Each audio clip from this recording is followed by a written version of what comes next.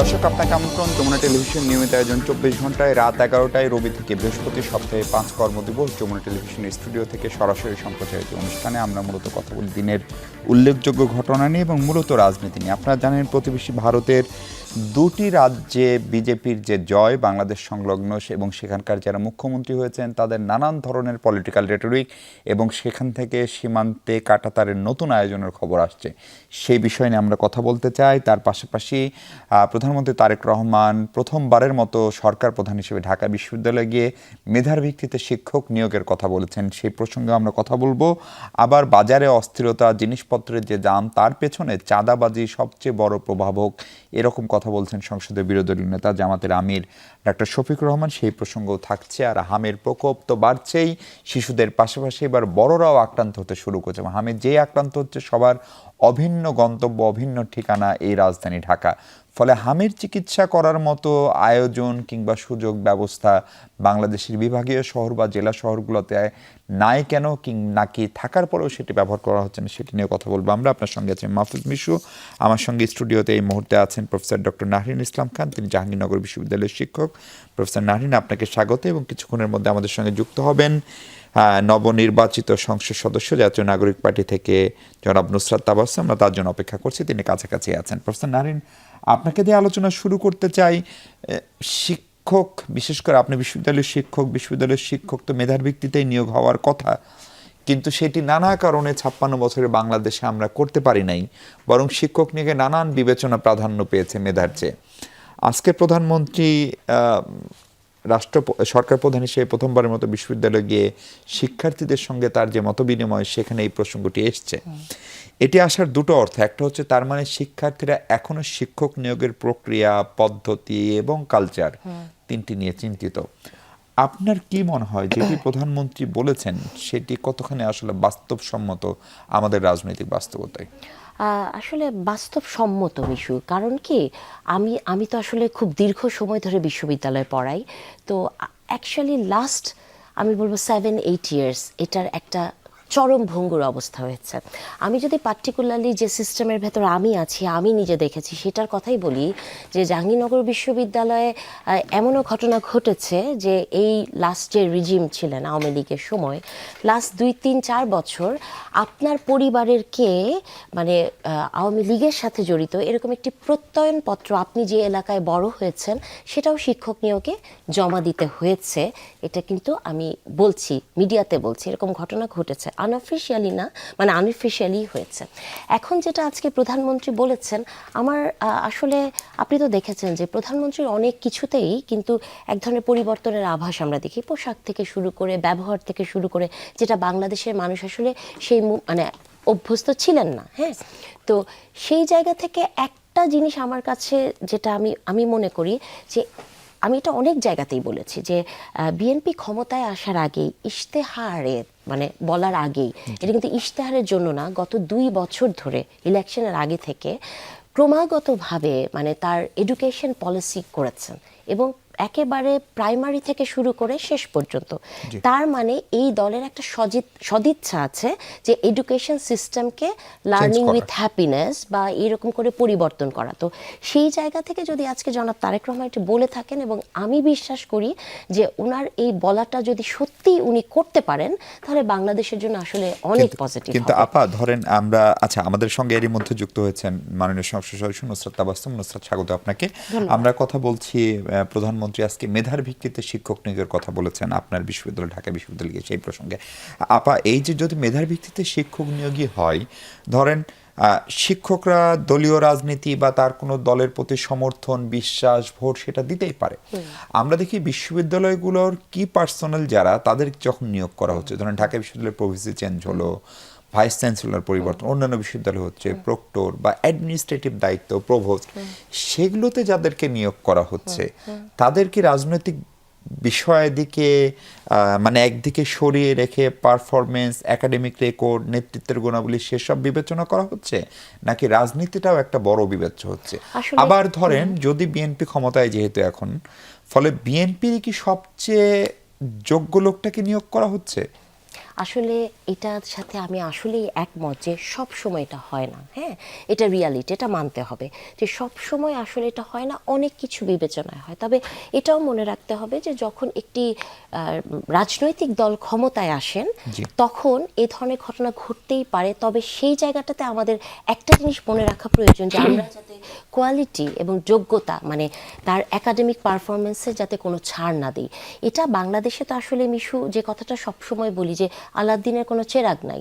রাতারাতি আপনি একটা সিস্টেমকে, যে সিস্টেমটা একদম শুরু থেকে আছে, সেটাকে বদলে ফেলা সম্ভব না, কিন্তু চেষ্টা করতে হবে। এবং সেই চেষ্টাটা যদি শুরু হয় তাহলে আমি মনে করি যে এই চেষ্টার একটা সুফল আসবেই। এবং যে রাজনৈতিক পরিচয়গুলোর কথা আমরা বলি, গত 17 বছর যেটা হয়েছে সেটা তো একদম ভয়ঙ্করভাবে হয়েছে। আমি 17 বছরের কথাও বলবো না, লাস্ট 6-7-8 ইয়ার্স এটা একটা যেটা বলছিলাম যে ভঙ্গুর জায়গায় গেছে। তো সেই জায়গা থেকে আপনি ইন্টারিমের সময়ও দেখবেন, ইন্টারিমের সময় নিয়োগগুলোও কিন্তু এটা বলতে কোনো দ্বিধা নাই যে আজকে যে বিশ্ববিদ্যালয়ে মাননীয় প্রধানমন্ত্রী গিয়েছেন সেই বিশ্ববিদ্যালয়ে কিন্তু একটি বিশেষ ধর্মীয় রাজনৈতিক দলের প্রভাব আমরা দেখেছি। বা ওই যে কথা বলে সবারই এখন অনেক ধরনের অ্যালার্জি হয়, গুপ্ত সুপ্ত, আমরা দেখেছি যে কিভাবে করে কোনো না কোনো দলের ছত্রছায়া থেকে তারা এসছেন এবং যেভাবে করে গত 1.5 বছর বিশ্ববিদ্যালয়গুলোকে মানে এক ধরনের রাজনৈতিক লেবাস দেয়া হয়েছে, এটা তো আমাদের সবার চোখে পড়েছে। তো সেই জায়গা থেকে আমি মনে করি যে শিক্ষক নিয়োগের ক্ষেত্রে খালেদা জিয়ার ওই কথা মনে পড়ে যে নিরপেক্ষ আসলে কেউ না, শিশু এবং পাগল ছাড়া। সো একজন শিক্ষকেরও সেই দায়িত্ব, মানে সেই এক ধরনের নিরপেক্ষ তো সে হতে পারবে না, তার এক ধরনের বায়াসনেস থাকবে, কিন্তু আমাদের মনে রাখতে হবে এই বায়াসনেসের কারণে তার শিক্ষাগত যোগ্যতা, তার কোয়ালিফিকেশন, এগুলো নিয়ে যাতে প্রশ্ন না ওঠে। তবে এখানে একটা কথা বলতে চাই মিশু, যে যিনি বিশ্ববিদ্যালয়ের শিক্ষক হবেন, হ্যাঁ, আপনি চিন্তা করে দেখেন যে তার নিয়োগের সময় যদি আমরা একটু কঠোর থাকি তাহলে কিন্তু তার রাজনৈতিক পরিচয়টা খুব বড় হয়ে যায় না, কারণ সে ওই যোগ্যতার মাপকাঠি পার হয়েই কোনো না কোনো দলের প্রতি তার এক ধরনের সমর্থন থাকতেই পারে। জি, নুসরাত তাবাসসুম, আপনি তো ধরেন বিশ্ববিদ্যালয়ের ছাত্র রাজনীতি বলি, গণ অভ্যুত্থানের একদম সামনের সারিতে থাকা মানুষ, এখন আপনি আইন প্রণেতাও বটে। আপনার কাছে আসলে আমার প্রথম প্রশ্ন হচ্ছে যে বিশ্ববিদ্যালয়ের শিক্ষকদের নিয়ে শিক্ষার্থী হিসাবে আপনাদের একদম তরতাজা একটা অভিজ্ঞতা রয়েছে, তার সঙ্গে ইন্টারিমের এই যে 18-19 মাস সেই সময়টা একটা অভিজ্ঞতা, এখন আবার আরেকটা অভিজ্ঞতা। ফলে প্রধানমন্ত্রী আজকে যে কথাটা বলছেন সেটা নিঃসন্দেহে আশা জায়গা নিয়ে। ফলে আপনারা কতখানি আশাবাদী আসলে আমাদের এই বিশ্ববিদ্যালয়ের এই কালচারে মেধার ভিত্তিতে শিক্ষক নিয়োগ অন্তত হবে?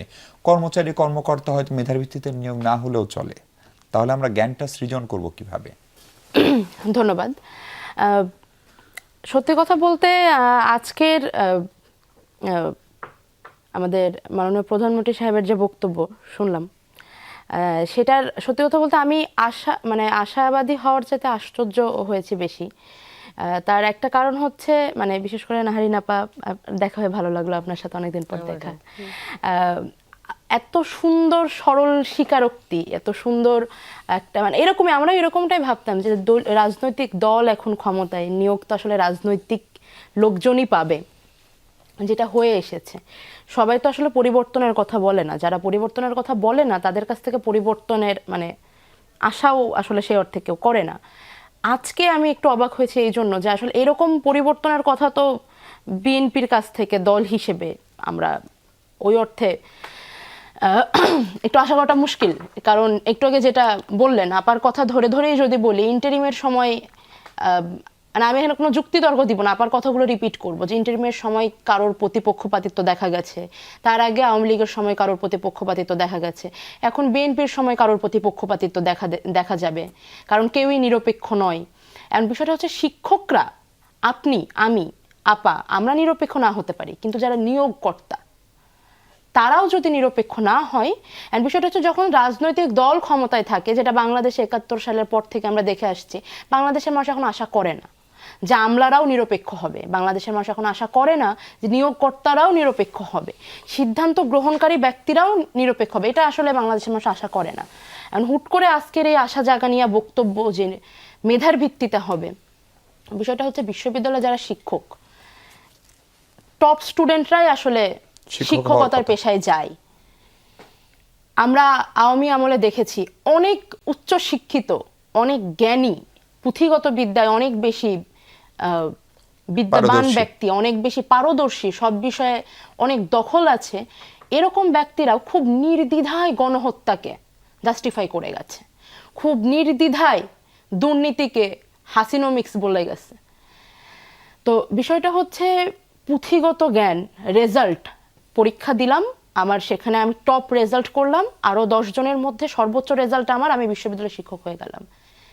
এটা আর আমার ভূমিকা, আমি শিক্ষক হয়ে ক্লাসে গিয়ে কি পড়াচ্ছি, আমি আমার ডিপার্টমেন্টে এরকম অনেকজন শিক্ষক ছিল বলাটা ভুল হবে না, তারা এখন আছে, আমি পাশ করে এসেছি, যারা রীতিমতো ক্লাসে দাঁড়িয়ে গণতন্ত্র বিরোধী কথাবার্তা বলতো। আমি এমন শিক্ষক পেয়েছি যার ছাত্রপ্রিয়তা মোটামুটি অনেকটা, খুব চমৎকার কথা বলেন, খুব দারুণ বাচনভঙ্গি, কিন্তু তিনি রীতিমতো ক্লাসে দাঁড়িয়ে স্টুডেন্টদের সামনে এমন কথাবার্তা বলতো যেগুলা স্টুডেন্টদেরকে গণতন্ত্র নিয়ে ভাবতে, দ্বিতীয়বার ভাবতে বাধ্য বা করবে, ভুল বার্তা দিত। তাদেরকে গণতন্ত্রের চাইতে শক্তিশালী এক নায়কের অধীনে থাকাটা তাদের কাছে বেশি আরামদায়ক লাগবে। নর্থ কোরিয়া তাদের কাছে আইডিয়াল কান্ট্রি মনে হবে। এখন এই শিক্ষাটা তো খুব একটা সুশিক্ষা না, কিন্তু তিনি তো অনেক দিন ধরে বিশ্ববিদ্যালয়ের শিক্ষক। তো বিষয়টা হচ্ছে একজন শিক্ষক যখন মেধার ভিত্তিতে নিয়োগ, এটা অনেক জরুরি, কারণ ভুলভাল শিক্ষা দেওয়া এটা তো শিক্ষার্থীদের মানুষ জগৎ, এবং শুধুমাত্র বিশ্ববিদ্যালয়ের ক্ষেত্রে নয়, সব জায়গায়, আমি আশা করবো একদম এই বক্তব্য প্রাইমারি প্রাইমারি থেকে বিশ্ববিদ্যালয় পর্যন্ত। তো এই যে ভুল শিক্ষা দেওয়া, দলীয় শিক্ষা দেওয়া বা দলীয় চিন্তা ভাবনাটাকে পুশ করা, এটা তো আসলে কাম্য না। সেক্ষেত্রে মেধার ভিত্তিতে শিক্ষক নিয়োগ খুবই আশা জাগা নিয়ে বক্তব্য, আমি প্রচন্ড রকম স্বাগত জানাই। এবং আপনি বিশ্বাসও করেন যে এটা সম্ভব, বা বিশ্বাস করতে চান অন্তত? আমি বিশ্বাস করতে চাই এটা সম্ভব, কিন্তু যখন এরকম বক্তব্যগুলো আসতে থাকে তখন আসলে একটু বিশ্বাস করাটা মুশকিল হয়ে যায়। প্রফেসর নারিন, হাম নিয়ে আমরা একটু কমই বোধহয় আলোচনা করলাম।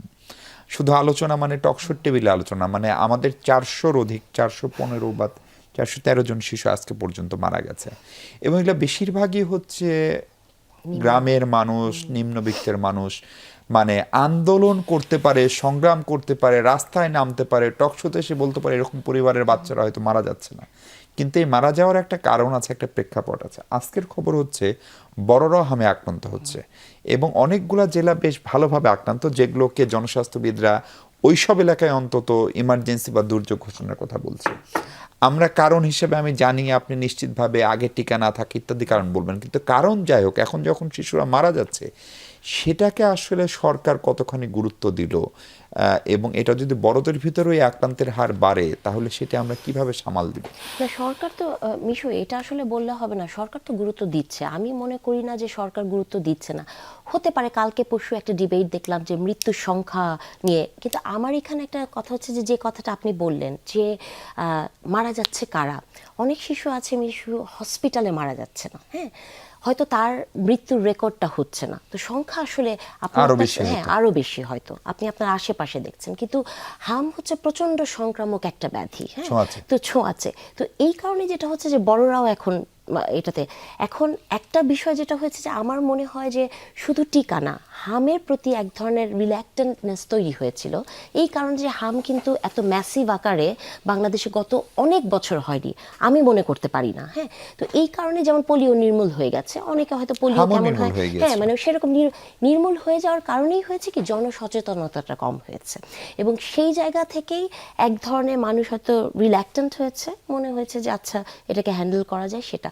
তবে এটা তো সত্য মিশু, এটা আমাদেরকে স্বীকার করতে হবে যে যতই আপনি মানে নুসরাত যেমন বলছিলেন তার আশার কথা শুনতে ভালো লেগেছে, কিন্তু এক ধরনের মানে বিদ্রুপ কিন্তু ছিল যে বিএনপির কাছে এটা বিশ্বাস করা যায় কিনা। একটা দল আপনি চিন্তা করেন 3 মাসও হয়নি সে দলটি ক্ষমতায় এসছে, আসার পরে সে যে ধরনের প্রেশার মানে ফেস করেছে সেটা কিন্তু মানে তার উপরে আরোপিত। তেলের ক্রাইসিস আপনি বলতে পারেন, একটা বাণিজ্য চুক্তি নিয়ে চলছে, ইভেন এই হামেরটা, তো ওই জায়গা থেকে সরকার তো ধরেন করার চেষ্টা হয়তো করছে, কিন্তু আমরা একটা জিনিস সবসময় ভুলে যাই কি জানেন, যে নাগরিকেরও কিন্তু কিছু দায়িত্ব আছে, এবং নাগরিকের দায়িত্ব আমরা আসলে কখনোই পালন করতে পারি না। যেমন তেলের সময় আপনি দেখেছেন যে বাসায় গ্যালনে গ্যালনে তেল জমিয়ে রাখা হয়েছে, না রিজার্ভ করে রাখা হয়েছে, তো এই নাগরিকের দায়িত্বটা কিন্তু নুসরাতের প্রথম যে কথাটা শিক্ষক নিয়োগ, সেই জায়গাতেও আসে। কোন জায়গায় আসে জানেন? নুসরাত খুব সুন্দর করে বলছিলেন যে রেজাল্ট ভালো হতে পারে, কিন্তু আপনি ভালো মানুষ কিনা সেইটা কিন্তু খুব গুরুত্বপূর্ণ। এখন দেখেন, আপনি ছোটবেলা থেকে স্কুলে শিখেছেন শুধুমাত্র আপনার মানে যে সহপাঠী আছে তাকে ল্যাং মেরে ফার্স্ট হতে হবে। আপনাকে কি এথিক্স শিখিয়েছে স্কুলে? আপনাকে এথিক্স শেখায় নাই। ময়লাটা কোথায় ফেলতে হবে আমরা শিশুদের শিখাই না, না আমরা সত্য কথা বলতে শিখাই না। তো এই জায়গাগুলো যখন একটা ছোট বাচ্চা বড় হয় এরকম করে কম্পিটিটিভ মেন্টালিটি তার ব্রেনের ভেতর থাকে, তখন এই যে শিক্ষকগুলোর কথা আমরা বলছি, আমরা রেজাল্ট ভিত্তিক যে পাঠ্যক্রম চালু করেছি, দেখেন বিএনপি কিন্তু ওই জায়গাটাতেই হিট করার চেষ্টা করেছে। বিএনপি যে পলিসিগুলো করেছে এডুকেশন পলিসি, একটা আছে লার্নিং উইথ হ্যাপিনেস, মানে হ্যাপিনেসের সাথে আপনাকে এথিক্স শিখাবে। এখন আমি জানি না এগুলো কতখানি কার্যকর হবে বা কবে বাস্তবায়ন হবে, আমি বিশ্বাস করি বাস্তবায়ন হওয়া উচিত, কিন্তু সেই জায়গা থেকে আমার মনে হয় যে এই বিষয়গুলো খুবই গভীরে প্রথিত। কেন আপনি একটা রাজনীতি করবেন, কেন আপনি বুক ফুলিয়ে বলতে পারেন না যে আমি ওই দলটি করি? কেন আপনাকে গুপ্ত সুপ্ত, ঠিক আছে মানে আপনার আইডেন্টিটি ক্রাইসিসটা হতে পারে, কিন্তু আপা ধরেন শিক্ষামন্ত্রী বিভিন্ন অনুষ্ঠানে গিয়ে বাচ্চাদের সঙ্গে যে ধরনের আলোচনা করছেন, সেখানে আপনি এথিক্স আনন্দ দেখেন নাকি শুধু দলের প্রতি আনুগত্যটাই দেখেন? আই এম সরি, আমি দেখি না, এবং আমি উনারটাতেও দেখি নাই। মানে উনার অনেক চেষ্টা আছে, হ্যাঁ, কিন্তু হয় কি উনারটাতে দেখি না। এবং গতকালকে কথাটা কালকে আমি আরেক জায়গায় বলেছি, পুলিশের একজন ঊর্ধ্বতন কর্মকর্তা উনি বলেছেন, উনি গত মানে ক্লাস 7 থেকে জাতীয়তাবাদী আদর্শে, ওই যে কথাটা বলছিলাম যে নিরপেক্ষ তো কেউ না মিশু, আমাদের মগজে আমাদের মননে কারো না কারোর প্রতি ভালোবাসা থাকতেই পারে, কিন্তু আপনি যখন একটি চেয়ারে বসবেন, সেই চেয়ারটার কিন্তু একটা জায়গা আছে, ওখানে বসে পেশাদারিত্ব এবং পরিমিতি বোধ, আপনি কোথায় কি বলতে পারেন। আপনি কোনো দলের সাপোর্টার হতেই পারেন, আদর্শকে ভালোবাসতেই পারেন, কোনো সমস্যা নাই, কিন্তু হ্যাঁ কে হ্যাঁ এবং না কে না, এটা বলতে শিখতে হবে। কিন্তু আপনি যেরকম বলছেন যে বিশেষ প্রেক্ষাপটে বিএনপি এত বছর পর রাষ্ট্র ক্ষমতায় আসলো জনগণের ভোটে, তারপরে বৈশ্বিক নানা প্রেক্ষাপট, ফলে সেসব কারণ, এখন একই রকম ব্যাখ্যা তো প্রফেসর ইউনূসের সরকারের জন্য প্রযোজ্য। তারাও একটা বিধ্বস্ত অর্থনীতি পেল, ফলে সে কারণে তারা ধরেন হামিদ টিকা কিনার তখন অনুমোদন দেয়নি, ক্রয় প্রক্রিয়ায় আরো স্বচ্ছতা আনতে চেয়েছে, যেসব ব্যাখ্যা তারা দেন, এবং তার ফল হচ্ছে এখন আমার শিশুরা হামে মারা যাচ্ছে।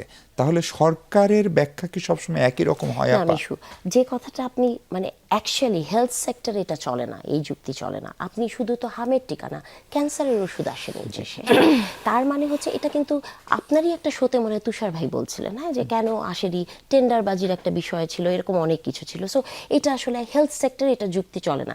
বাংলাদেশে যে রাজনীতির প্র্যাকটিসটা সবসময় হয় মিশু, সবসময় আমরা বলি যে পূর্বের মানুষজন এটা করে গেছে, আমি করতে পারছি না, এটা একটা কমন। ওই যে রেটরিক আপনি পশ্চিমবঙ্গে দেখছেন কিভাবে ইলেকশনে জিতেছে না, কি কথাগুলো বলে, এটা পলিটিক্যাল রেটরিক, এটা আপনাকে মানতে হবে। তবে এটা তো সত্যি যে ডক্টর ইউনূস ক্ষমতায় আসার পরে আপনি দেখবেন সবচেয়ে বেশি নারীরা সাইবার বুলিংয়ের শিকার হয়েছে, হ্যাঁ, নারী অবমাননাকারীকে গলায় ফুলের মালা দেওয়া হয়েছে, মানে টিকা, স্বাস্থ্যক্ষেত্রে এরকম একটা হয়েছে, মব নামের একটা নতুন জিনিস আমাদের কাছে ইন্ট্রোডিউস হয়েছে, এরকম অনেক কিছু কিন্তু আমরা নতুন নতুন দেখেছি।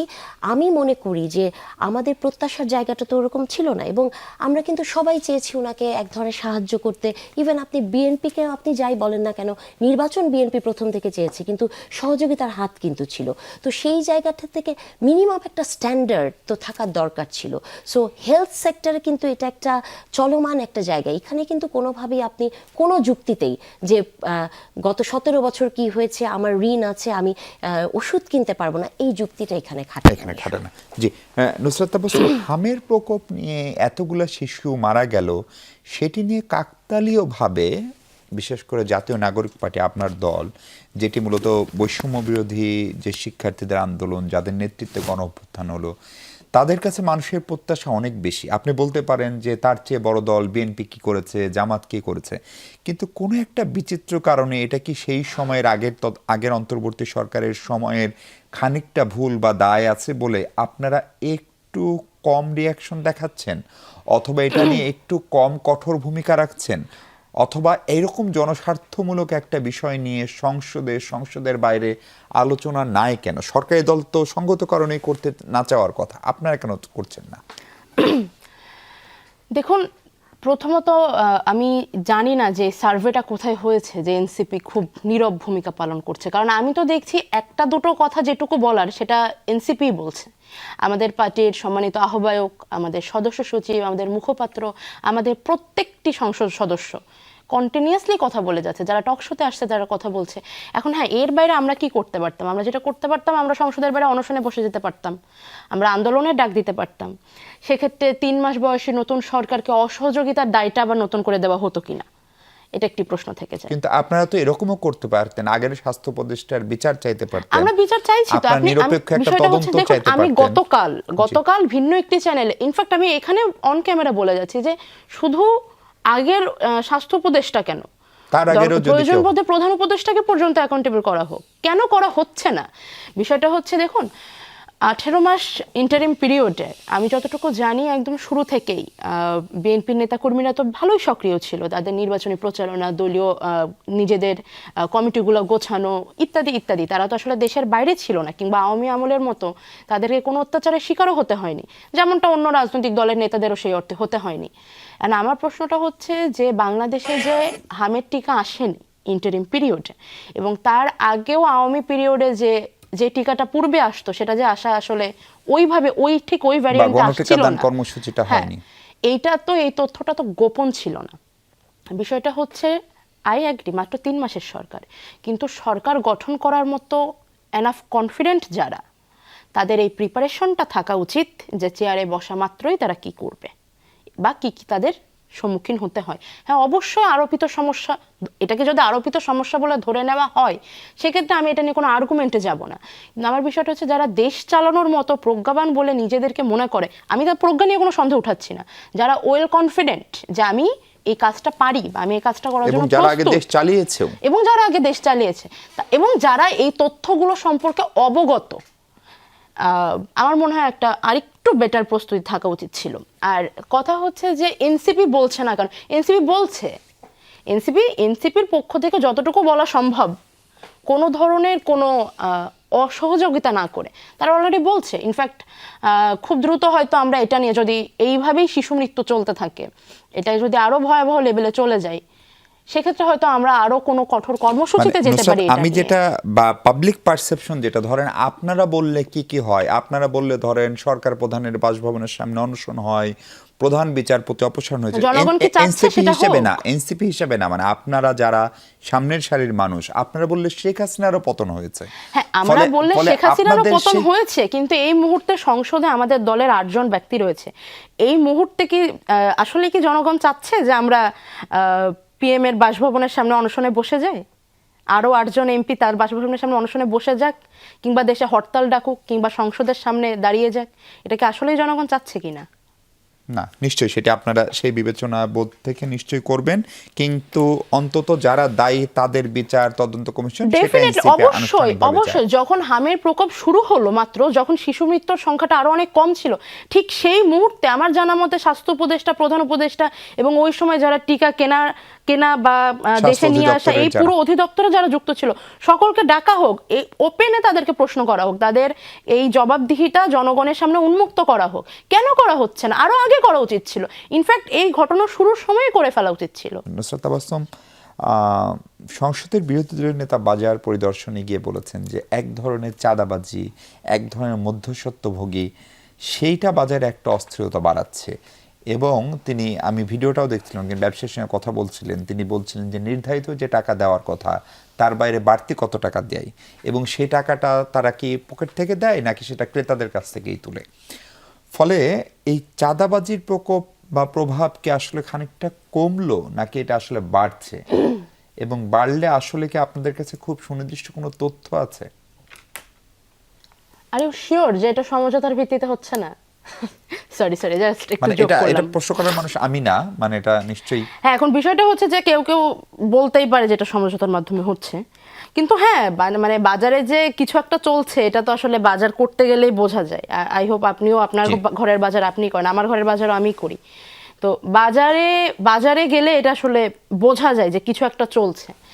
এখন এইটা জন্য আসলে ঠিক দায়ী কারা, ঊর্ধ্ব কর্তৃপক্ষে বা দলীয় যদি বলি, এখানে এই চাঁদাবাজরা আসলে কারোর দ্বারা প্যাম্পার্ড হচ্ছে কিনা, এইটা তো আইন শৃঙ্খলা রক্ষাকারী বাহিনীদের কাজ খুঁজে বের করে, তবে কিছু একটা চলছে ডেফিনেট, কারণ ব্যবসায়ীদের সাথে একটু কথা বললেই বোঝা যায় যে তাদের আসলে আগেও যেরকম দিতে হতো এখনও সেরকম দিতে হচ্ছে। নেয়ার লোকটা পাল্টে গেছে, যে নিচ্ছে এখন তাকে তারা বেশ অনেক দিন ধরে তারা হয়তো দেখেনি, কোথায় ছিল এতদিন, হুট করে কোত্থেকে আসলো, এই যে নিয়ে যাচ্ছে সেই নিচ্ছে নাকি আর কাউকে নিয়ে গিয়ে দিচ্ছে, কিংবা তাকেই কেন দিচ্ছে, না দিলে কি হবে, এসব নিয়ে প্রশ্ন করলে দেখা যায় সকলেরই চোখে একটু ভয়, কেউই আসলে পরিষ্কার উত্তর দিতে চায় না। সুনির্দিষ্ট তথ্য এই জন্য থাকাটা মুশকিল। পরিষ্কার করে মানুষ আপনি সেন্স করবেন যে কিছু একটা চলছে, যেমন অনেক কিছুই যেরকমটা সেন্স করা যায় এটা সেটা করা যাচ্ছে, কিন্তু যেহেতু কেউ স্বীকার করতে চাচ্ছে না বা এখনো স্বীকার করছে না, সামনে হয়তো আরো বেশি যদি এগুলো শুরু হয় হয়তো করবে।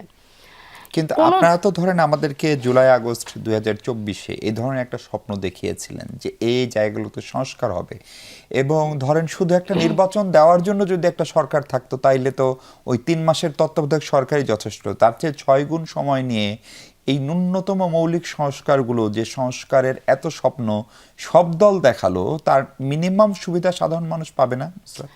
দুঃখজনক, খুবই দুঃখজনক। আফসোসটা তো আমার মতো, মানে আপনার মতো আমারও।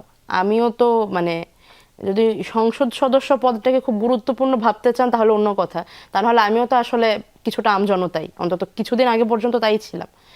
মানে ভুক্তভোগী যদি বলা হয় তাহলে তো দেশের আর 10 জন মানুষের মতো আমিও। এখন যদি আমরা যারা ওই মুহূর্তে স্বপ্ন দেখিয়েছিলাম বলছেন, অর্থাৎ সমন্বয়কদের, এনসিপি অনেক এখানে ফ্রন্টলাইনার অনেকজন এখানে আছে, ট্রু, একদম সামনের যারা তারা সবাই আছে, কিন্তু সেই অর্থে যদি ক্ষমতায় এনসিপি থাকতো আমরা কি করতে পারতাম না পারতাম বিষয়টা অন্য। কিন্তু না, ইন্টারিমের পিরিয়ডে এনসিপি ক্ষমতায় ছিল, 2 জন দায়িত্বে ছিলেন আমাদের এনসিপির বর্তমানে, তারা একজন ছিল স্থানীয় সরকার মন্ত্রণালয়, আরেকজন ছিল ডাক ও টেলিযোগাযোগের ক্ষেত্রে। বাজার ব্যবস্থার সাথে এখানে ঠিক ঘনিষ্ঠভাবে যুক্ত আমাদের কেউই ছিল না। আর তার চাইতে বড় কথা হচ্ছে যে ইন্টারিমের পিরিয়ডে কেউ কেউ বলে চাঁদাবাজি একটু কমে গিয়েছিল, কারণ তখন আসলে ওই চাঁদা নিয়ে গিয়ে দেওয়ার জায়গাটা ছিল না। শেষের দিকে চাঁদাবাজি শুরু হয়েছিল কিনা আমি ঠিক বলতে পারবো না, তবে ঠিক নির্বাচনের পর থেকেই, অন্তত আমি যদি আমার হোম ডিস্ট্রিক্টের কথা বলি, কুষ্টিয়ার কথা যদি বলি, আমার এলাকার কথা যদি বলি, আমার গ্রামের যে বাজার বা আমার উপজেলার যে বাজার যেখানে নিয়মিত যাতায়াত হয় আমার পরিবারের, সেসব জায়গাতে মানুষের মধ্যে ওই জিনিসটা আবার ফেরত এসেছে। চাঁদা নেয়ার লোকগুলো পাল্টে যাচ্ছে। এখন হ্যাঁ, তৃণমূলের বিষয়টা একটু আলাদা, কিন্তু ঢাকা শহরের বড় বড় যে বাজারগুলোই, সেগুলো তো ধরেন কারওয়ান বাজার কিংবা এই যে সাদ্দাম মার্কেটের ওখানে মাছের যে বড় বাজার, মিরপুরের বেশ কিছু বড় বড় বাজার আছে, পুরান ঢাকার কিছু বড় বড় বাজার আছে, কথাবার্তা তো সে একই শুনছে। বিশেষ করে আমি বেশ কাছাকাছি থাকি, ঢাকা 10 আসনের মধ্যে আমার বর্তমান অবস্থান, সেখানে আমি যখন বাজার করতে যাই, আমি এখানে বেশ অনেকটা সময় ধরে আছি, আন্দোলনের বেশ কিছুদিন পর থেকেই, তো গত 25 সাল আর 26 সালের এই কটা মাস আমার অভিজ্ঞতা কিন্তু বেশ ভিন্ন। মানে ভিন্নটা কি? মানে ভিন্নটা ওটাই মানে আগের চাইতে মানুষজনের, ওদের সাথে তো বেশ কথাবার্তা হয়, মানুষ তো একটু চেনে জানে, গেলেই কথা হয়, আপা এই হচ্ছে কেমন আছেন ইত্যাদি, তো কথা বললে বোঝা যায় যে চাঁদাবাজের হয়তো হুট করে হয়তো কিছু বৃদ্ধি হয়েছে। আর কেন হচ্ছে, এই চাঁদাটা কি তারাই খাচ্ছে কিনা নাকি তারা নিয়ে গিয়ে কোথাও দিচ্ছে, এইটা একটু আমার মনে হয় সরকার দলের এখানে একটু নজরদারি বাড়ানো উচিত। কিন্তু ধরেন আমরা তো ধরেন বিরোধী দলকে একটা শ্যাডো সরকার মনে করতে চাই, বা আপনারা সেই স্বপ্ন দেখেছিলেন, এমনকি বিরোধী দলীয় নেতা বলেছিলেন যে শ্যাডো ক্যাবিনেটও করবেন, হয়তো নিশ্চয়ই তারা করবেন, সেই সময়টা এখনো আরেকটু লাগবে। সেই জায়গা থেকে কারা চাঁদা নিচ্ছে তাদেরকে ধরিয়ে দেওয়া অথবা তাদেরকে প্রকাশ করা, সেই দায়িত্ব লমেকার হিসেবে আপনাদের উপরেও খানিকটা পড়ে কিনা? হ্যাঁ, আমাদের উপরেও খানিকটা পড়ে, এবং আমি তো এখন অধিবেশনে যাইনি, আমি আমার দলের এবং আমার জোটের যারা আছেন, অপোজিশনের যারা, এমনকি স্বতন্ত্র জোটেরও যারা, আমি পুরো অপোজিশনের কাছে এই অনুরোধটা রাখবো, এবং আমি আমার পক্ষ থেকে সর্বোচ্চ এই চেষ্টাটা রাখবো যে একেবারেই জনজীবন ঘনিষ্ঠ যে বিষয়গুলো, এগুলো হয়তো ঠিক আইন প্রণয়নের সাথে যুক্ত না, কিন্তু আইনের এখানে প্রয়োগ এবং জনজীবনের নিরাপত্তার সাথে যুক্ত এই বিষয়গুলো এতটাই জীবন ঘনিষ্ঠ যে সংসদে আসলে এই বিষয়গুলো নিয়ে অনেক বেশি আলাপ আলোচনা হওয়া উচিত। জি, প্রফেসর নারিন, ধরেন আপনার কি বলে, গ্যাসের দাম বেড়েছে বেশ বৈশ্বিক পরিস্থিতির কারণে, জ্বালানি তেলের দাম বেড়েছে বলেই পরিবহনের বাসের ভাড়া বেড়েছে, ফলে বিশেষ করে যারা একদম ফিক্সড আয়ের মানুষ, তাদের জন্য জীবন সত্যি সত্যি দুর্বিষহ। সেই জায়গায় এইসব বৈশ্বিক ফ্যাক্টরের পাশাপাশি যদি এই ফ্যাক্টরটাও একটা বড় ইস্যু হয়ে ওঠে নিত্যপণ্যের মূল্য বৃদ্ধির ক্ষেত্রে, সেইটা তো দুঃখজনক বটেই। এবং আমরা ইন্টারিমের সময়ও দেখেছি বিএনপি 4-5 হাজারের বেশি নেতাকর্মীকে বহিষ্কার করেছে, এবং তখন বিএনপি চেয়ারপারসন, আজকে যিনি প্রধানমন্ত্রী, তিনি বলেছিলেন যে বিএনপি তো আসলে তখন বহিষ্কার ছাড়া কিছু করতে পারে না, কারণ প্রশাসন তার নিয়ন্ত্রণে। এখন তো প্রশাসন তার নিয়ন্ত্রণে। এখন যদি চাঁদাবাজির এই অভিযোগ উঠে, সে অভিযোগ খতিয়ে দেখা, এবং যদি চাঁদাবাজি যে হয় সেটা আমরাও খানিকটা বোধহয় টের পাই, তাদেরকে আইনের সোপর্দ করা, বিচার করা, সেই পরিবর্তনটুকু আশা করতে আমরা পারি কিনা? অবশ্যই পারি, কি করেনি? মানে পরিবর্তন আশা করতে পারি, কিন্তু করে কি নি? মানে কোনো কি আমরা ভিজুয়াল কোনো স্টেট মানে স্টেপ নিতে চাঁদাবাজিতে আমরা কি দেখি নাই মিশু? আমি তো মনে করি দেখেছি, করেছে। আপনি অনেক জায়গাতেই দেখবেন যে ইভেন যে গ্রামগঞ্জের কথা নুসরাত বললেন, সেখানেও দেখবেন ছোট ছোট তৃণমূলের নেতাদের ধরা হয়েছে, তাদের শাস্তি দেওয়া হয়েছে। আমার এলাকায় হয়নি আপা। হ্যাঁ, আমি একটু বলি, সেটা হচ্ছে যে তবে চাঁদাবাজি তো আমরা বলি, হাদিয়া নিয়ে কথা বলি মিশু, হাদিয়া নিয়ে তো কথা বলি। নুসরাত যে দলের জোটে গেছেন, আমি আশা করব, নুসরাত আজকে বলছেন না যে অনেক সুন্দর করে বলছিলেন নুসরাত যে ওই সময় তাদের যে অবস্থান ছিল, আজকে জনগণ চায় কিনা ওই 8 জন সেভাবে দাঁড়াক। আমি মনে করি জনগণ আসলে চায় যে ওই 8 জন তারা যেরকম করে যমুনার সামনে যেত, তারা হাম নিয়ে কথা বলবে, তারা চাঁদাবাজি নেই, কারণ এটাই তো তাদের হওয়ার কথা। কিন্তু মিশু, নুসরাত যে এই কথাগুলো বললেন যে ইন্টারিমের সময় চাঁদাবাজি কম ছিল, অথবা সেই তথ্যগুলো তারা জানে না, এটা কি কারণ এমন হতে পারে যে নুসরাত যে দলটি করেন সেই দলেরই অনেকে সেখানে জড়িত ছিল দেখে সঠিক তথ্যটি নুসরাতের কাছে আসেনি? আপনার মনে আছে একজন আওয়ামী লীগের নেত্রীর বাসায় কে গিয়েছিলেন চাঁদা চাইতে? কে গিয়েছিলেন চাঁদা চাইতে, তাই না? ডক্টর শামী আক্তারের কথা বলছেন। হ্যাঁ, তার বাসায় চাঁদা চাইতে কে গিয়েছেন, এবং সেই ছেলেটি একটা সরল স্বীকারোক্তিও ছিল। তারপরে আমি পার্টিকুলার এটা বলতে চাই, নুসরাতরা যে দলটি করেন সেই দলের অনেককেই আপনি দেখেছেন যে তারা লিখেছেন 70 টাকা দিয়ে তারা নাস্তা খেতে পারতো না সকালে। হ্যাঁ, জাস্ট 6 মাস আগের কথা। তাদের ব্যাংক ব্যালেন্স দেখেছেন। অনেকেই আছেন যাদের 7-8টা ফ্ল্যাট বাড়ি হয়েছে, আমরা এইসব খবরগুলো শুনি। অনেকেই আছেন সচিবালয়ে দিন কাটিয়েছেন। আপনি সার্জিস আলমের কথা শোনেন নাই যে কি একটা ভালো সময় কাটাতাম, ইচ্ছা মতো সচিবালয়ে ঢুকতাম, ইচ্ছা মতো গালাগালি করতাম, যা ইচ্ছা তাই বলতাম। সেই সার্জিস আলম এখন কোথায়? চাঁদাবাজি নিয়ে কথা বলতে হবে তো। মানে আমি তো বলছি না যে মানে গণতন্ত্রের সৌন্দর্য কোথায়, প্রশ্ন করতে হবে। এবং সেই গণতন্ত্রই আমি দেখতে চাই যে বিএনপি ক্ষমতায় আছে, বিএনপিকে আমিও প্রশ্ন করব, সরকারকে আমিও প্রশ্ন করব, এবং যারা কোর বিএনপি করেন তারাও প্রশ্ন করবে। তাহলে সেই নুসরাতরা কোথায় হারিয়ে গেলেন, সেই সার্জিস আলম কোথায় হারিয়ে গেলেন? না, তাদেরকে তো দেখেন, আমি সেদিন দেখছিলাম যে সার্জিস অনেক কিছু বলছে, একটা হাম নিয়ে সার্জিসের কোনো বক্তব্য নাই। এবং তার সাথে সাথে আমার এটাও মনে হয় যে দেখেন, কারা এনসিপি বা এইসব দলে যারা ছিলেন, তারা তো আসলে কিছু আগে পর্যন্ত অন্য দলে ছিলেন। নুসরাত একটি কথা বললেন যে বিএনপির কাছে তো খবর ছিল, বা আওয়ামী লীগের সময় যে টিকাদান কর্মসূচি ব্যাহত হয়েছে সেই খবরগুলোও ছিল। বিএনপির কাছে ওই সময় যদি খবরটা থাকে, এনসিপির কাছে কি খবর ছিল না? কিন্তু এনসিপি সেই খবরটি কেন প্রকাশ করেনি জানেন? কারণ এনসিপির অনেকেই তখন ছাত্রলীগের ছত্রছায়া ছিল। এখন ধরেন ওইখানে থাকলে আপনি সার্ভাইভাল মেকানিজমের জন্য আপনি হয়তো তখন এই খবরটি প্রকাশ করতে পারেন নাই। তো আমি আসলে নুসরাতের কাছে সেই নুসরাতকে আমি দেখতে চাই, যে নুসরাত আর কথা চিন্তা করবে না, যে নুসরাত চিন্তা করবে না যে সংসদে আমি গেছি। যেমন নুসরাত একটু আগে বলছিলেন যে কিছুদিন আগে পর্যন্ত আমি আম জনতা ছিলাম। আমি বিশ্বাস করি বাংলাদেশের প্রত্যেকটি পলিটিক্যাল দলে যারা আছেন, রাজনীতিতে যারা আছেন, বা এমপি যারা হন, প্রধানমন্ত্রীকে আমি আম জনতা হিসেবে দেখতে চাই। আমি চাই যে নুসরাত কিছুদিন আগে আমজনতা ছিল, আমি চাই সেই নুসরাত আমজনতা হয়েই ফেরত আসবে। আমি চাই নুসরাত সারা জীবন আমাদের কাছে আমজনতা থাকবে। তো এই প্রশ্নগুলোকে জারি রাখতে হবে। এবং আমি মনে করি যে চাঁদাবাজি নিয়ে নুসরাত সমঝোতার কথা বলেছেন, সমঝোতার একটা ব্যাখ্যা কিন্তু পরে এসছে। আপনি ইসলামী ব্যাংকের বেতনের স্লিপ কখনো দেখেছেন তো না? অনেক ধরনের টাকা দেয়া হয়। এখন এই যে আমি যে বিষয়টাতে পিএইচডি করেছি, তো তখন আমি দেখেছি যে মধ্যস্বত্বভোগীরা, বা এই যে একটা ভ্যালু চেইন আছে, হ্যাঁ, যে এই যে প্রোডাকশনের একটা চেইন আছে, কোন জায়গাতে কেমন করে চাঁদাবাজি হয়, হ্যাঁ, কিভাবে টাকা পয়সা দিতে হয়, এটা তো বাংলাদেশের নতুন না। তবে আমি মনে করি যে বিএনপি যেহেতু এখন ক্ষমতায় আছে, এবং যে নাকি গত মাসে বা ইন্টারিমের সময় তার 5,000 নেতাকে বহিষ্কার করতে পারে, সেই বিএনপি অবশ্যই এটা দেখিয়ে দিবে যে চাঁদাবাজিতে তার জিরো টলারেন্স, এবং আমি আশা করতে চাই এবং তার সুফল জনগণ পাবে। নুসরাত, এই চাঁদাবাজি কে করে, কখন কে করে, সেগুলো নিয়ে আপনি নিশ্চয়ই প্রফেসর নাহিনের বক্তব্য শুনছিলেন। বাস্তবতা হচ্ছে যে যার হাতে ক্ষমতা থাকে তাকেই তো আসলে মানুষ চাঁদা দেওয়ার কথা। ফলে যখন যে ক্ষমতার সঙ্গে চাঁদার যে সম্পর্ক, এবং এখন তো আসলে বৃহত্তর অর্থে সবাই ক্ষমতায়, মানে ধরেন আপনারাও তো ক্ষমতার অংশ, সংসদ সদস্য হিসেবে। ফলে এই দায় শুধু বিএনপির, নাকি এই দায় নিজ নিজ এলাকায় যার যার প্রভাব বলয় তাদের সবার?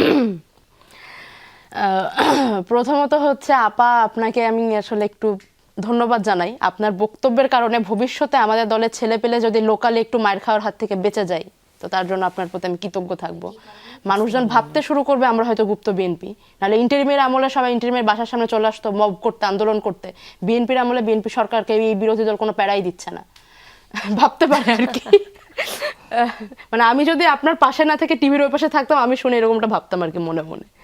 যাক, তো আমার যেটা বলতো আমি একটু ক্লিয়ার করতে চাই, মানে এখানে মনে হতে পারে যে হাদিয়া বা যদি বিএনপি ছাড়া অন্য কোনো দল, সরকার দল ছাড়া অপোজিশনের কেউ চাঁদাবাজির সাথে যুক্ত থাকে, সেটাকে আসলে ডিফেন্ড করার আমার কোনো দায় নাই, যতক্ষণ না এনসিপির কেউ এবং এনসিপির পদধারী কেউ। এখন এখানে আবার বলতে পারে যে আমরাও যেটা বলি যে সমর্থকের কাজের দায় কি তাহলে আমরা নিব না? যদি সুস্পষ্ট প্রমাণ থাকে যে তারা আমাদের সমর্থক, সেক্ষেত্রে হয়তো নিব, হয়তো শব্দটা আমি উজ্জ্ব করছি। নিবেন মানে নিয়ে কি করবেন? ধরেন আগে যে সমস্ত অভিযোগ উঠেছে, কেন বহিষ্কার, আর সমর্থক হলে রিজন, মানে বহিষ্কারী চাঁদাবাজির চূড়ান্ত শাস্তি। আমরা আমাদের অগ্রজ রাজনৈতিক দলগুলোর কাছ থেকে যে শিক্ষা পাচ্ছি সেটারই তো প্রতিশোধ দেখবে আর কি মানুষজন, যতক্ষণ না নতুন ব্যবস্থা আমরা পুরোপুরি বহাল করতে পারছি। আমরা চেষ্টা করছি, আমাদের দলটা তো খুব নতুন, সরকার যেমন 3 বছরের, আমাদের দলও তো মাত্র 1 বছরের, 3 মাসের, সরি আমাদেরটা মাত্র 1 বছরের।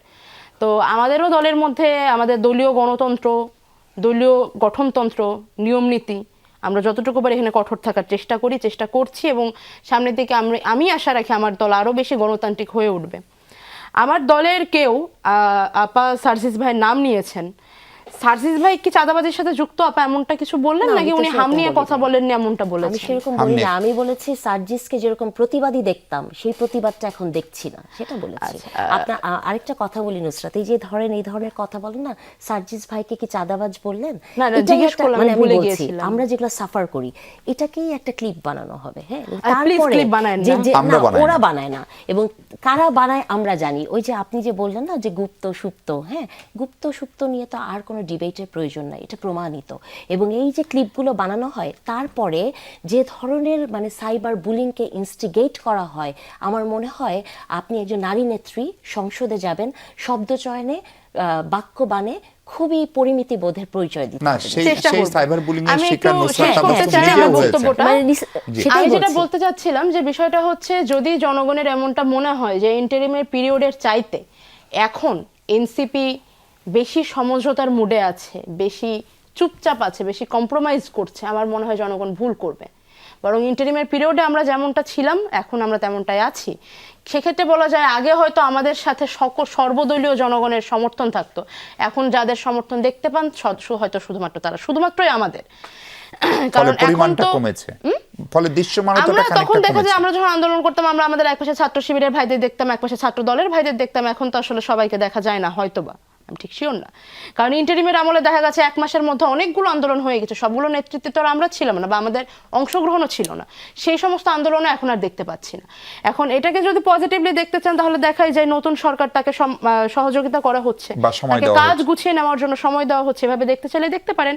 যদি মনে করেন দেশ শুদ্ধ মানুষ সবাই কম্প্রোমাইজের মুডে চলে গেছে, আমার আসলে এটা যদি জনগণ মেনে নিতে চায় আমার এটাকে অপোজ করার কোনো ইচ্ছা নেই। তবে চাঁদাবাজের ক্ষেত্রে যে বক্তব্যটা, এখানে ছাত্রলীগের অনুকূলে থাকার সময়টাই ছিল ইন্টারিমের আগে, আন্দোলনের আগে কে কোন দলে ছিল এবং আন্দোলনের পর রাতারাতি দল পাল্টে কে কোন দলে এসেছে, কে কোন দলকে বর্তমানে প্যাম্পার্ড করছে, এগুলো নিয়ে আলাপে গেলে চাঁদাবাজের আলাপটা থেকে সরে যেতে হয়। চাঁদাবাজের আলাপটা যদি সংক্ষিপ্ত করি তাহলে আমার বক্তব্য, আমি আপনার সাথে একমত, যে ক্ষমতায় থাকে মানুষ তাকেই ভয় পেতে পারে, তাকেই চাঁদা দিতে পারে। যদি বলেন যে বৃহত্তর অর্থ অপোজিশন এখন ক্ষমতায়, সেক্ষেত্রে আমি বলতে চাই পুরো অপোজিশন সেক্ষেত্রে ক্ষমতায় না। সেক্ষেত্রে শুধুমাত্র আসন ভিত্তিক 300 জন এমপি নিজ নিজ এলাকার জন্য দায়বদ্ধ। সেক্ষেত্রে অ্যাকাউন্টেবল করেন, যেই এলাকায় চাঁদাবাজি চলছে সেই এলাকার এমপি MP কে। দলমত নির্বিশেষে তাকে প্রশ্ন করুক, সেই এলাকার জনগণ প্রশ্ন করুক, সংসদে অন্য এমপিরা প্রশ্ন করুক। কিন্তু বিষয়টা হচ্ছে বৃহত্তর অর্থে আসলে কখনোই ক্ষমতা ভাগ হয় না, ক্ষমতায় একটি দলই যায় কিংবা একটি জোটই যায়, একাংশই সবসময় ক্ষমতায় যায়। মানে একাংশ ক্ষমতায় যদি না যেত তাহলে অপোজিশন বলে দেশে কিছু থাকতো না। অবশ্যই এখানে ক্ষমতার পরিমাপের একটি বৈপরীত্য রয়েছে, এবং এই বৈপরীত্য কতটা সামনে বাজেটের দিন আসছে, আমরা আশা করব সেখানেও সমতা বজায় থাকবে। কিন্তু ওই যে বললাম যে বর্তমান সরকার দলীয় ব্যক্তি যারা, বর্তমান সরকারের যে দল, সেই দলের শাসন তো এর আগে বাংলাদেশের মানুষ দেখেছে। আমরা আশা রাখি এই অপোজিশন তারা সরকারের সাথে সহযোগিতাপূর্ণ আচরণ করবে যতক্ষণ না সেটা জনস্বার্থ বিরোধী হয়। কিন্তু যদি জনস্বার্থ বিরোধী না, এটা ভাষা বলা ভুল হচ্ছে, কিন্তু সরকারকে সহযোগিতাপূর্ণ না যে আচরণটা হতে পারে, সরকারকে সহযোগিতাপূর্ণ অসহযোগিতাপূর্ণ আচরণ কেমন হতে সেটা আওয়ামী লীগের আমরা দেখেছি। অ্যাজ এ বিরোধী দল আওয়ামী লীগ কেমন ছিল এটা বিএনপি চাইতে ভালো কিন্তু অন্য কোনো দল জানে না। সেরকম জ্বালাও পোড়াও কি দেশের মানুষ চাচ্ছে কিনা? আশা করি না। অপোজিশনের মতো ভূমিকা রাখবে, তারা সংসদে ভূমিকা রাখবে, তারা সংসদের বক্তব্যে ওখানে তারা ভূমিকা রাখবে। একজন এমপি অন্যজন এমপিকে প্রশ্ন করবে যে আপনার এলাকায় চাঁদাবাজি চলছে, এই যে দেখেন প্রমাণ, আপনি এবার এটাকে আমার সমাধান দেন। আমি একটু শেষ করি। কিন্তু যদি এটা বলা হয় যে সরকার দল এবং বিরোধী দল একই রকম ক্ষমতার চর্চা করছে, তাহলে ধরে ধরে এটা অপ্রমাণ করা সম্ভব। সেক্ষেত্রে আসলে ক্ষমতা যেমন এখানে বৈপরীত্য থাকবে, দায়ভারের বৈপরীত্য থাকবে।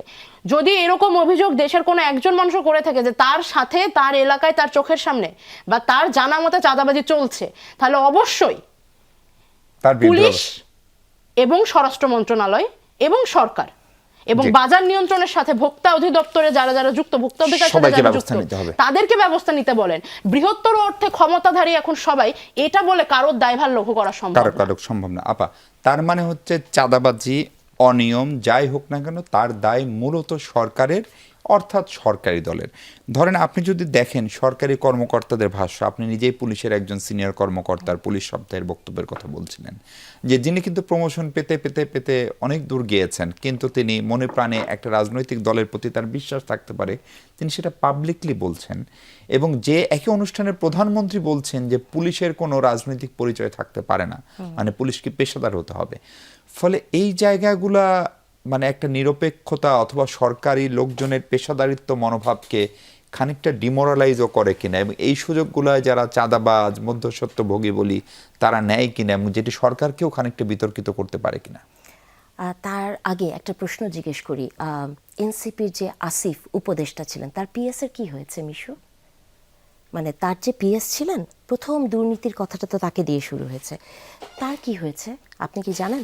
মানে তার মানে কি ধরনের ব্যবস্থা গ্রহণ করা হয়েছে? তার সঙ্গে চলছে বলে এনসিপির যিনি যার পিএস ছিলেন তিনি কি কিছু করেছেন? মানে আমি কিন্তু জানি না। হ্যাঁ, তো তার মানে হচ্ছে কি যে আপনি আসলে অনেক কিছু বলতে পারেন, হ্যাঁ, কিন্তু আপনি যখন ওই জায়গাটায় যান তখন নুসরাত বলছিল প্রশ্ন করতে হবে। নুসরাতরা শুধু প্রশ্নই করে কিন্তু আমরা উত্তর পাই না। সমস্যার জায়গাটাতে হচ্ছে এটা। যেমন ধরেন আরও যদি কিছু বলি, যে কথাগুলো আপনি বলছিলেন চাঁদাবাজি, হাদিয়া, নুসরাত একটি কথা বলেছে, কথাটা কানে লেগেছে, যে নুসরাত শুধু তার দলের দায়ভার নিবে কিন্তু জোটের দায়ভার নিবে না। না, আমি এটা বলিনি। মানে এই টাইপের একটা কথা বলেছে। হ্যাঁ, বলেছি। আমি আসলে কখনো পুরো কথাটা বানিয়ে বলি না, কথাটা হয়তো মানে শব্দগত জায়গায় একটু এদিক ওদিক হতে পারে। হ্যাঁ, কিন্তু কথাটা এটাই ছিল। মিশো তখন ওটা ধরেছেন যে আমার দায়ভার আমি নিব আমার দলে, কিন্তু যে জোটে সেটা এনসিপি যতক্ষণ করবে, যখন করবে সেটার দায়ভার উনি নেবেন। তাহলে এই কথাটার মানে তো এটাই। তাহলে আপনি যে জোটটিতে গেছেন এবং আপনি যে জোটের, এখন তো নুসরাত সেই জোটেরই এমপি, হ্যাঁ, তো তাহলে তার দায় কেন নুসরাত নিবে না? এটাও তো একটা প্রশ্ন। নুসরাত বললেন যে তারা অগ্রজ যারা, তার মানে নুরুল হক নূর বা জোনায়েদ সাকি কিছু করলে সেই দায়ভার বিএনপি নিবে? অবশ্যই নিবে, অবশ্যই নিবে। এবং নুরুল হক নূর এবং জুনায়েদ সাকি তখন বিএনপির মন্ত্রী পরিষদের সদস্য, তাহলে কেন নিবে না? অবশ্যই বিএনপিকে সেটা নিতে হবে এবং আমার ধারণা সেটা নিবে। এবং নুসরাত একটি কথা বলছিলেন যে তারা বিএনপি যে তাদের অগ্রজ, তাদের কথা তারা শোনেন, কিন্তু আমাদের তো সেই স্বপ্নটাই নুসরাতরা দেখিয়েছিলেন যে অগ্রজ যেই সব দলগুলো ছিল তাদের পথে তারা হাঁটবেন না, তাহলে নুসরাতরা কেন তাদের পথে হাঁটছেন? তার মানে হয়েছে কি, আপনি যতই বলেন না কেন যে আমাদের যে স্ট্রাকচার, পলিটিক্যাল যে স্ট্রাকচারটা, সেটা আসলে সেই ওল্ড স্কুলেই আছে। আমরা চেষ্টা করি এদিক ওদিক করতে, কিন্তু ক্ষমতার বলের মধ্যে গেলে ওই একটা চক্রের ভেতরেই আমরা আটকে যাই। কিন্তু আমিও আশা করি যে এই চক্র থেকে আসলে আমরা বের হব। এবং চাঁদাবাজি বলেন, যেটা মিশু, মানে এই কথাটা আমাদের স্পষ্ট বলতেই হবে যে চাঁদাবাজি যারাই করবে, শুনতে মনে হতে পারে সাহিত্য পড়ছি, কিন্তু এটা একটা প্র্যাকটিসের মধ্যে আনতে হবে। এবং এটা যদি সরকারি দল করে আমাদেরকে প্রশ্ন করতে হবে, এটা যদি নুসরাতরা করে আমাদেরকে প্রশ্ন করতে হবে। এবং যে কথাটা নুসরাত বলছিল যে তাদের যে ভূমিকাটা আমরা দেখেছি, আপা চাঁদাবাজির পরিচয় শুধু চাঁদাবাজ হলেই তো হয়, সেটা সেটাই তো বলছি। নুসরাতের দল এবং না বিএনপি, সেই বিবেচনাটা আনতে হবে কেন? এই জায়গাটাতেই আমি বলতে চাই, এটা কিন্তু আরেকটু ডিফারেন্ট একটা প্রসঙ্গে একটু সময়ের জন্য আনতেই হবে। সেটা হচ্ছে যে চাঁদাবাজির পরিচয় যেমন, মানে চাঁদাবাজের পরিচয় কিন্তু চাঁদাবাজি হবে, দলীয় নয়, তেমনি ধর্ষকের পরিচয় কিন্তু ধর্ষক হতে হবে, রাজনৈতিক নয়। আপনি দেখেছেন যে যে বিরোধী দলটি ক্ষমতায় আছে, নুসরাত, আপা 30 সেকেন্ড আচ্ছা এই লাইনটা বলি, যে নুসরাত বলেছেন যে জনগণ চায় কিনা রাজপথ গরম হবে বা এরকম একটা কিছু, কিন্তু আমরা কিন্তু সংসদ গরম হতে দেখি। আমরা দেখি না যে সংসদে একজন স্লোগানও দিয়েছেন, তখন সংসদে ডেকোরাম হয়নি এটা বলা হয়েছে। তার মানে আমরা চাই যে যে স্লোগানটি ওনারা অভ্যস্ত দিতে, এটি সব জায়গায় এই প্রশ্নটি নুসরাত জারি রাখবে, তার সাথে সাথে উত্তর অনেক দেবে। ধন্যবাদ আপনাদের দুজনকে। দর্শক ভালো থাকুন, সবাই অনেক ধন্যবাদ সঙ্গে থাকার জন্য। এই ছিল আলোচনা।